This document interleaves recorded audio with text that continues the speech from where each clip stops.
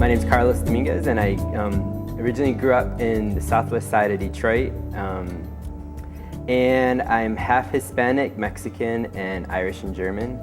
I grew up as the oldest in my family, and I grew up in a really big, close family, 2 brothers, sister.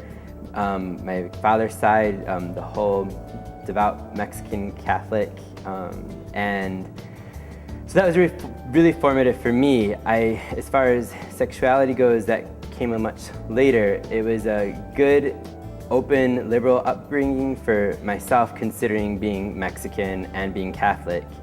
I went to a private school for half of my schooling from 1st through 7th grade. And through that, it was a great experience as far as coming to faith and learning about faith. Then it got a little more difficult after I started having my own identity crisis with sexuality. And that probably started for me in the 5th grade, getting teased, picked on in a private school, and then not really knowing what anything meant growing up in a pretty sheltered environment, and then being Catholic and Mexican, I think more so than my mother's side, which was Irish and German. I always had that pressure of doing what the right thing was and having the macho type upbringing.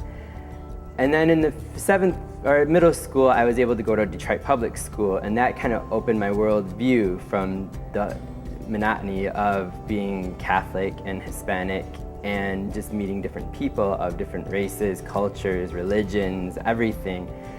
And I felt a lot more accepted. So there I was able to really start to identify who I was just as a person coming from an urban city area.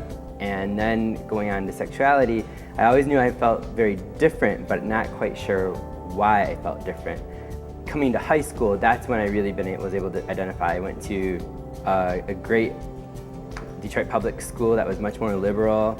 I was able to eventually make a lot of great friends that I knew accepted you for who you were. It was much more academic and much more about being smart rather than keeping up with each other and all the superficialities, I guess you can say. And again, religion wasn't stressed, so I didn't have that beaten on me, aside from back home from my grandmother. Predominantly was from the grandparents, because my parents never really shoved faith or religion down our throat. But it was definitely something that was very much a part of our lives as far as being baptized and following the sacraments, and really good for me to offer that sense of discipline and introducing me to spirituality. And through high school, I decided, after studying abroad my last year, that changed my entire worldview. I spent a year in Finland and was exposed to so much different culture, religion, people, acceptance, and everybody was different that I was, because it was part of the program that I went to.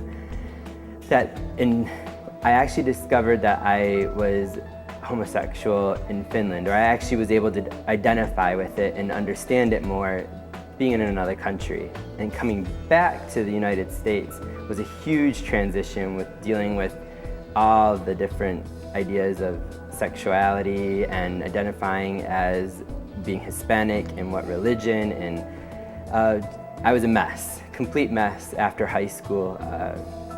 And it took a lot of searching. I was able to at least identify with my sexuality and being gay, and nowhere near was I ready to deal with the whole religion. I came out when I was 19, and it was pretty much a pretty positive experience. I didn't have to deal with a lot of confrontation, no one disowning me or any of those, a lot of the stories you hear frequently, especially during that generation. I had great friends, great family. The part that was difficult for me specifically was my grandmother. She was just devastated, crying tears, praying. I had to become a priest, just everything.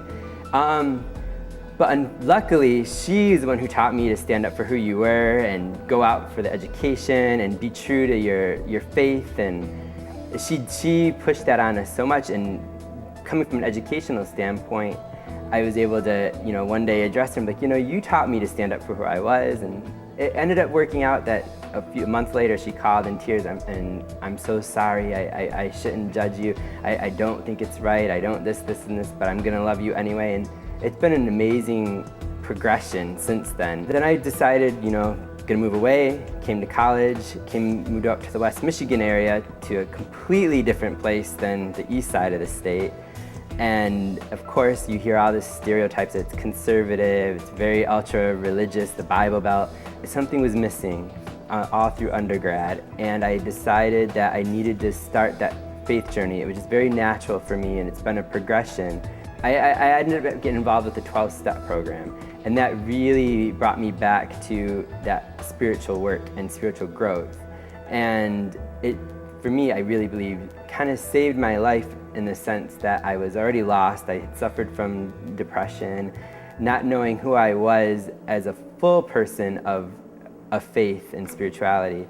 And through the 12-step work, I was really reintroduced back to the concept of, understanding God as I understood God, or even identifying my higher power as God, was huge growth for me. And trying to answer those questions about faith of, is homosexuality a sin? If it is, what does that mean for me? And I'm still journeying through that. It's been a huge process, but an extremely rewarding and freeing process. My connection to a higher power is exactly that. It's my connection. And for me to be responsible is to be discerning in wherever I go to get that information or to build that relationship with God, and being able to discern responsibly and with wisdom that this is what I need to do to have my connection and my faith to keep going forward.